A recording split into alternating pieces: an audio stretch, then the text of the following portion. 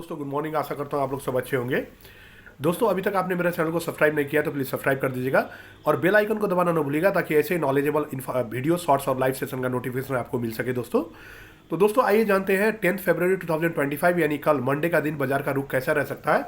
Data और information की मदद से जानते हैं और फाइनली मैं बताऊंगा आपको कि बाजार का एक कंक्लूजन क्या होगा कल के लिए। तो दोस्तों पहला डाटा है DII FII डाटा। फ्राइडे के दिन दोस्तों DII वालों ने नेट बाइंग किया है 454 करोड़ का, जहां की FII वालों का जो सेलिंग है वो 470 करोड़ का है।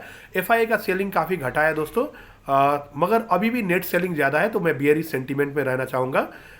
बाजार में DII FII डाटा के हिसाब से नेट सेलिंग ज़्यादा है तो ये एक बियरिश सेंटीमेंट इंडिकेट कर रहा है। दोस्तों अभी तक आपने मेरे चैनल को सब्सक्राइब नहीं किया तो प्लीज़ सब्सक्राइब कर दीजिएगा, बेल आइकन को दबाना ना भूलिएगा ताकि ऐसे वीडियो शॉर्ट्स और लाइव सेशन नोटिफिकेशन डेली आपको मिल सके। दोस्तों नेक्स्ट डाटा है US bond yield. US bond yield मैंने नोट किया है दोस्तों 4.494, जो कि प्रीवियस क्लोज के हिसाब से 0.058 है और प्रीवियस क्लोज के हिसाब से प्लस 1.35% है।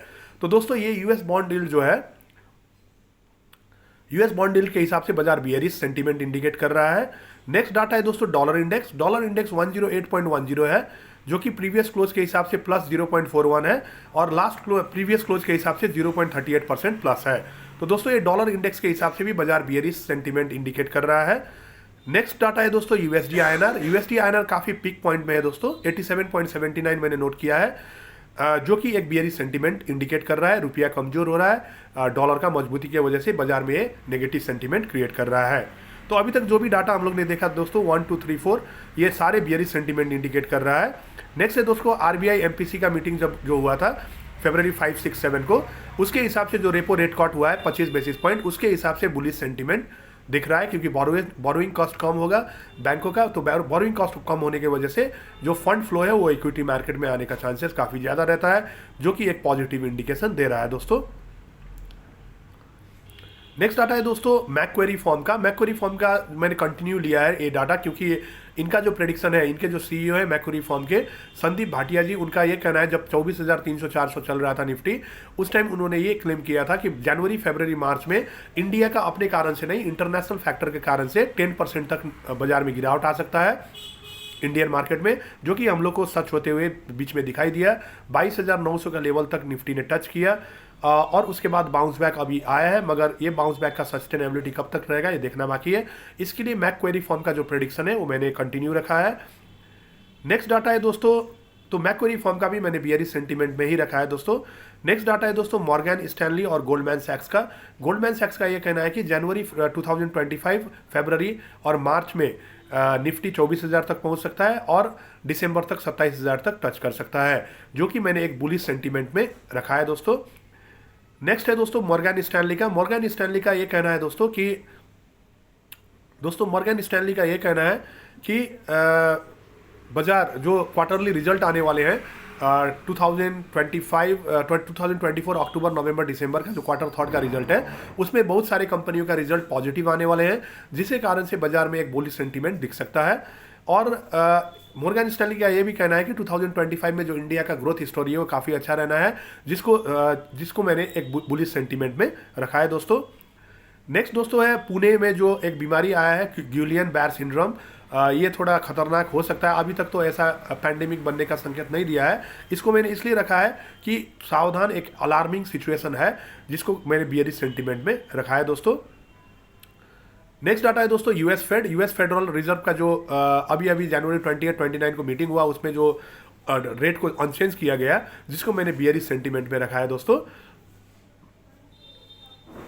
नेक्स्ट है दोस्तों बजट। जो फरवरी 1 को बजट अनाउंस हुआ, यूनियन बजट, उसमें ये कहा गया दोस्तों कि जो टैक्स स्लैब है वो बढ़ा दिया गया, टैक्स लिमिट, तो जिसके कारण से कंजम्पशन में एक पॉजिटिव इम्पैक्ट पड़ सकता है।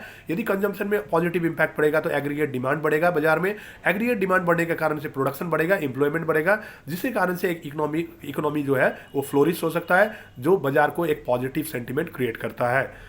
नेक्स्ट है दोस्तों ट्रम्प का टैरिफ पॉलिसी। ट्रम्प ने अभी जो कनाडा और मेक्सिको में 25% और चाइना में एडिशनल 10% का टैरिफ लगाया। इससे बाकी देश भी घबराए हुए हैं कि बाकी देश में भी टैरिफ लग सकता है। पहले भी IMF ने एक प्रेडिक्शन किया था कि ट्रम्प सरकार आने के बाद वर्ल्ड का जो बिजनेस इकोनॉमिक एक्टिविटी है वो प्रभावित हो सकता है, जो हम लोग को होते हुए दिख रहा है अभी। तो इसको मैंने बियरिश सेंटीमेंट में रखा है। नेक्स्ट है दोस्तों क्रूड ऑयल। क्रूड ऑयल अभी बियरिश मोड में है, जिसके कारण से ये बाजार में एक पॉजिटिव इम्पैक्ट क्रिएट कर सकता है। तो दोस्तों इसको मैंने एक बियरिश सेंटीमेंट में, बुलिश सेंटीमेंट में रखा है, क्रूड ऑयल का इम्पैक्ट को। नेक्स्ट है दोस्तों जियोपॉलिटिकल टेंशन। इजराइल ईरान का अभी भी एस्केलेशन फेज में है, और रसिया यूक्रेन का थोड़ा माइल्ड होने का सिचुएशन दिख रहा है, क्योंकि ट्रंप जो है वो सीज फायर के फेवर में है। मगर अभी तक ऐसा कोई पुष्टि नहीं हुआ है, जिसके कारण से इसको मैंने अभी भी बियरिश सेंटीमेंट में रखा है दोस्तों। तो ओवरऑल देखा जाए जितने भी डाटा फिगर्स है दोस्तों, और ये अभी जो दिल्ली का इलेक्शन हुआ उसमें जो बीजेपी का विनिंग हुआ दोस्तों, इसके कारण से मंडे बाजार में गैप अप खुलने का चांसेस दिख रहा है। मगर दोस्तों फाइनली मैं एक कंक्लूजन आप लोग को दे रहा है, ये मेरा ओपिनियन है, बाकी आप अपना ब्रोकर और कंसल्टेंट से एडवाइस ले सकते हैं। मेरा ओपिनियन ये है कि सोमवार बाजार ये रह सकता है कि गैप अप खुलने के बाद थोड़ा बहुत ऊपर जा सकता है बाजार, मगर वापस से बियरिश सेंटीमेंट ज़्यादा हावी है, तो सेल एंड राइज का बाजार हो सकता है। जैसे बाजार बढ़े आप बेच के चल सकते हैं, ये मेरा ओपिनियन है। बाकी आप अपना ब्रोकर और कंसल्टेंट से एडवाइस ले सकते हैं। तो दोस्तों मंडे का बाजार नीचे की तरफ जा सकता है, पहले ऊपर खुल सकता है क्योंकि इलेक्शन का इफेक्ट है, उसके बाद थोड़ा बहुत ऊपर जाके करेक्शन आ सकता है। आप लोग मेरे ओपिनियन के हिसाब से सेल एंड राइज करेंगे तो ज़्यादा बेहतर रहेगा। बाकी आप अपना ब्रोकर और कंसल्टेंट से भी एडवाइस ले सकते हैं। आशा करता हूं दोस्तों ये वीडियो आपको पसंद आया होगा तो लाइक शेयर कर दीजिएगा, और मेरे चैनल को सब्सक्राइब जरूर कर दीजिएगा, ताकि ऐसे नॉलेजेबल और इन्फॉर्मेटिव वीडियो डेली आपको मिल सके। दोस्तों एक इन्फॉर्मेशन और देने जा रहा हूँ। डेली शाम को 8 बजे के बाद 1 से 2 घंटे के लिए मैं लाइव आता हूँ। सैटरडे सुबह 1 से 2 घंटा, शाम को 1 से 2 घंटा, और संडे जब भी मुझे फ्री टाइम मिलता है मैं लाइव आता हूँ दोस्तों, ताकि आप लोग का लेवल ऑफ नॉलेज इंक्रीज हो सके। Thank you all of you, have a nice day.